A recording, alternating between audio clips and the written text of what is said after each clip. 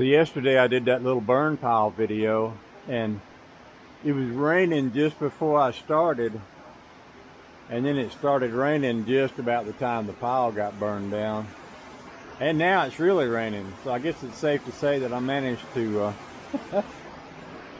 pull off the burn without setting the woods on fire. But when it rains down here, it rains good. I mean, it gets its money's worth. Awesome. I was thinking I wanted to go out in the garage and get something for Honey Baby, but I'm looking out at the weather, and I'm thinking to myself, hey self, let's just stay inside for a little longer. I don't think I'm ready to go out there yet. Something about being out there doesn't seem appealing to me right at the moment. I was gonna go up there and take a look at what was left of my burn pile down there after the night. Of course, it rained yesterday, so I don't know if it smoldered down any or just turned into a lump that I'll have to clean up later, but I guess I'll find out at some point when it stops raining. Oh, the joy. Yeah, I've been doing a little organizing in the man cave. I got a raincoats, vest, winter coats, this kind of a dress, trench coat, yeah, stuff like that. Toolboxes, files, taxes. Believe it or not, that's a box of socks. Yeah, every man needs a box of socks. Also, these duffel bags up here, they got clothes in them. You know, we have very little closet space, and I brought, well, here, t-shirts and blue jeans and stuff like that. Talking to Honey Babe about that, she said maybe she'll get some shelves and put this stuff in her she shed later on, but we'll see about that. And so yeah, so I got my door where it works and it swings like it's supposed to, and all I need now is to finish out this little bit right here, and it just so happens that that's just about 11 inches, and I've got a piece of hemlock that I brought down from Maine. It's just about 11 inches. It would fit perfectly there, I believe. So I'm in the process of cutting that out back right now, so we'll go have a look at that. You can watch me make the cut, and then we'll see if it fits. Oh, the joy. That's what I say. Oh, the joy. So I borrowed one of my handy dandy plastic sawhorses. Almost said seahorses. One of my handy dandy plastic seahorses. Here. Put y'all right over here so you can kind of watch. Just happen to have a saw right here that is almost plugged in. And it can be plugged in really quickly just by having me do this. There. Now, let's see if we got enough cord to reach that. Ooh,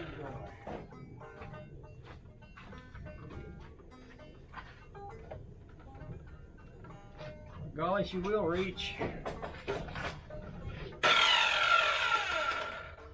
And just like that, blew a fuse. Okay, that's not surprising, because this saw is hooked to a fuse that is out there and on a skinny drop cord all the way to here with those two lights on it. So I actually should have a better connection. Let me go around here and flip the switch on that. So I still got a few pieces of wire on the property that are not wired as well as they should be. Sometimes when you're in a rush, you can use a collection of interesting drop cords and things that may or may not be the best, but they get you by till you can do something better. And I am due to rewire a few things around here, but we're not going to do that today.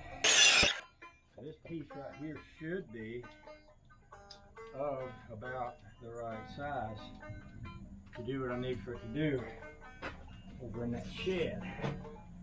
So,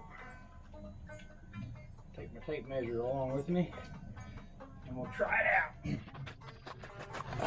This is a good old piece of hemlock. You don't have hemlock in Georgia, I don't think. There's a lot of wood that you have up there that you don't have down here, and vice versa. And it probably has to do with the climate and insect infestation. We don't have a lot of termites in Maine, for example. I think Georgia's probably got plenty of them. So some would survive up there, some survive down here. Probably maybe the heat has a role to play in that also.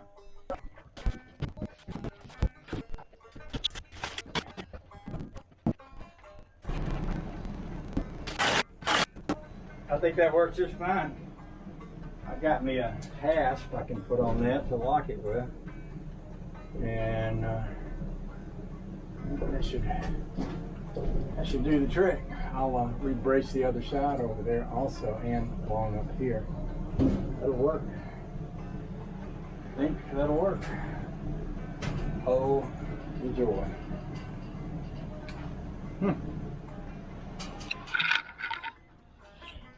Speaking of that, one of the hasps that I have is right over here.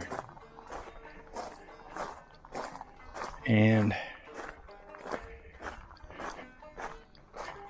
I have this one. And the end of that is on this thing. A little bit of my homemade welding stuff. But I bet I could take that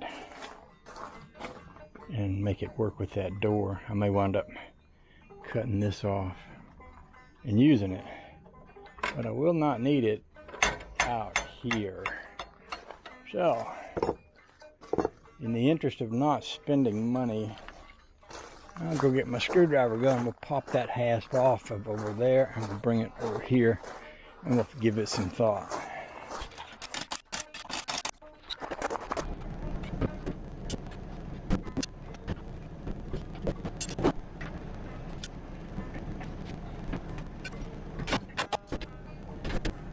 Well, that gives us a place to start, don't it? Oh, good joy. So I could just about weld this piece right up here on this piece of metal up here and have it where it would come out right about there. That's one way to do it. That may not be the only way. So I might look at several options here before I make my mind up. But anyway, that's enough to get me started. Kind of a prototype on how to make this work. I might decide I'd rather have my lock down here in the middle to make it stronger. And of course I'm going to want to fasten this board really well here. Bolts through there to that beam. In fact, I could go ahead and do that right now.